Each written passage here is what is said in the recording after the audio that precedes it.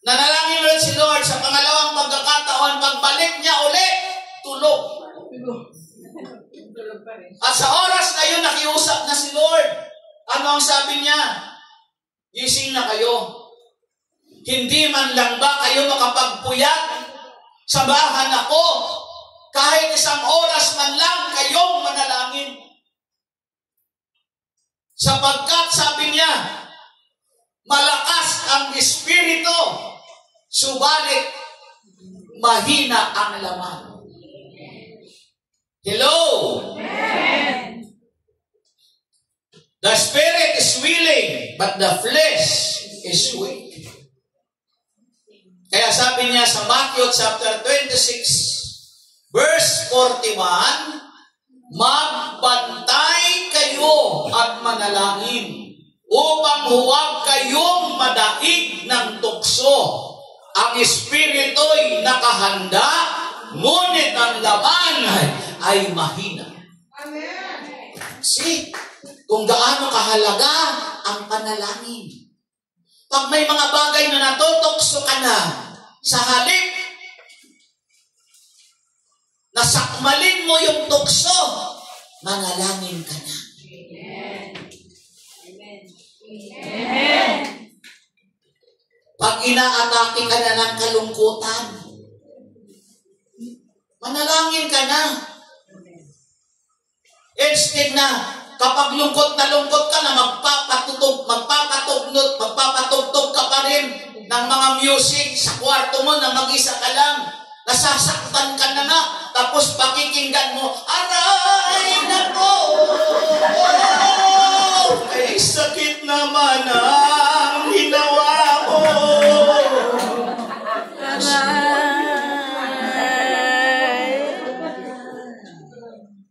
Amen po? Amen. Nabalitaan mo lang nangyari sa Pilipinas.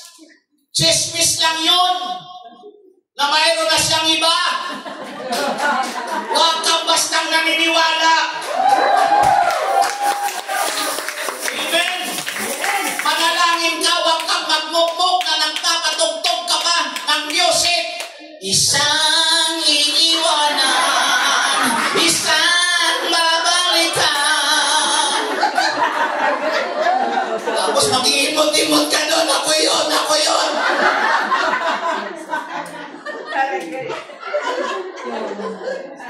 Hindi ba kaya problema mo na siya? Problemahin mo ba?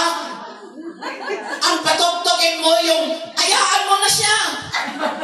Pakinggan mo yung sunata ni Lord. This is the day that the Lord has made. O bakit? Lalaya ka na. O sige, umalis ka. Kung hindi siya manginayang pag iniwan ka niya. Bakit? The best ka kaya. Amen. Anak ka niya.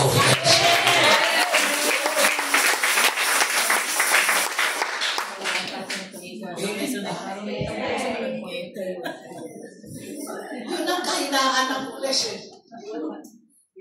Diba? Buti nga minsan mayroon na akong ka-text. Mag-isa ka lang dyan, Brad. Ako lang dito mag-isa. Sabi-sagot sa akin, hindi, Brad, kasama mo si Lord.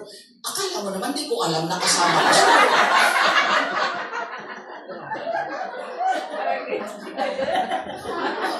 Problema ba yun kung ako lang mag-isa?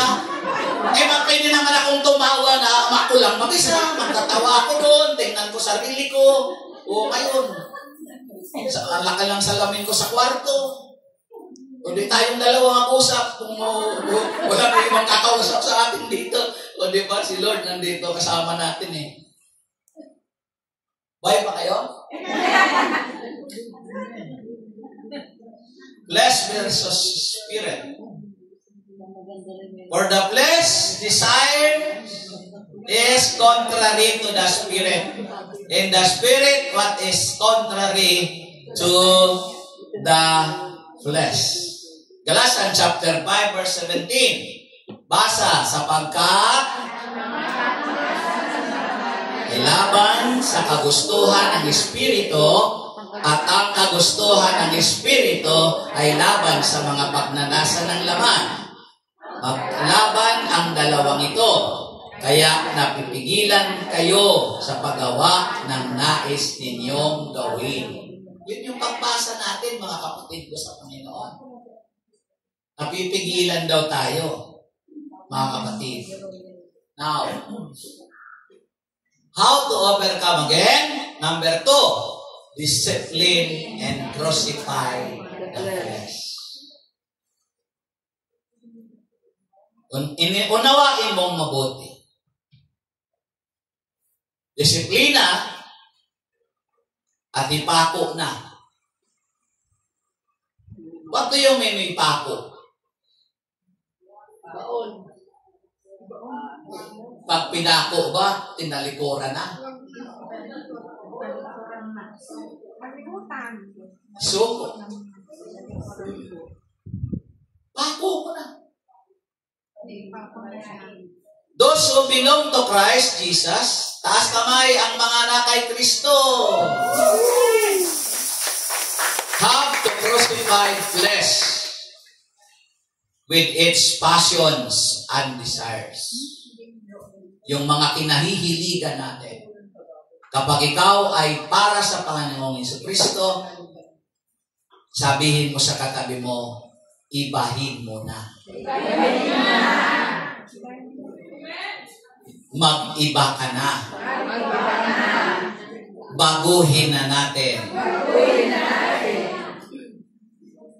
Yung nakasanayan. Amen ba?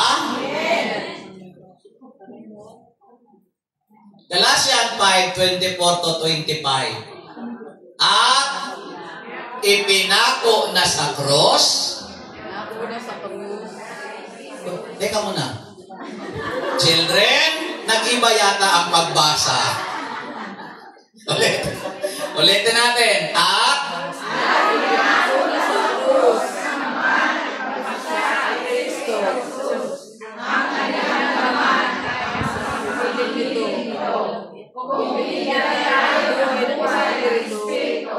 mamuhay din tayo ayon sa Espiritu.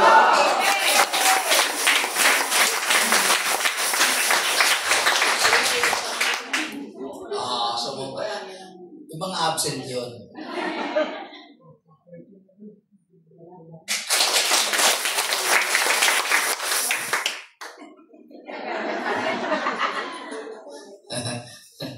Di ba, mga kapatid sa Panginoon?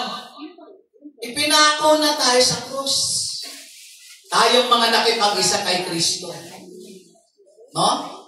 Sinundan pa yan ng Romans eh. Mga kapatid, children, ulit. Pag inumpisahan ko, yung susunod na word, yun na yun sa inyo. Mga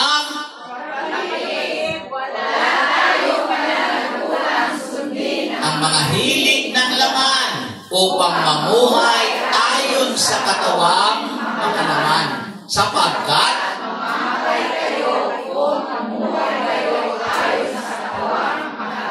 ngunit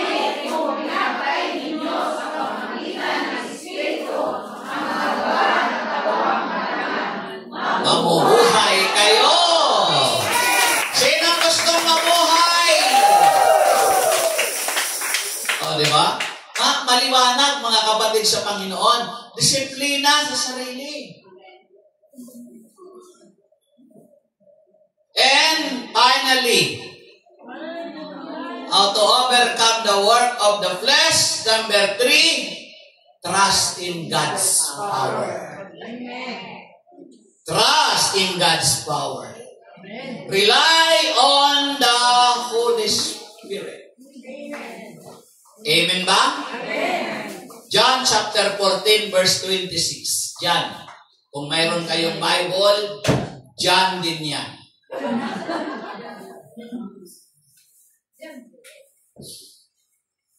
Ngunit ang patnubay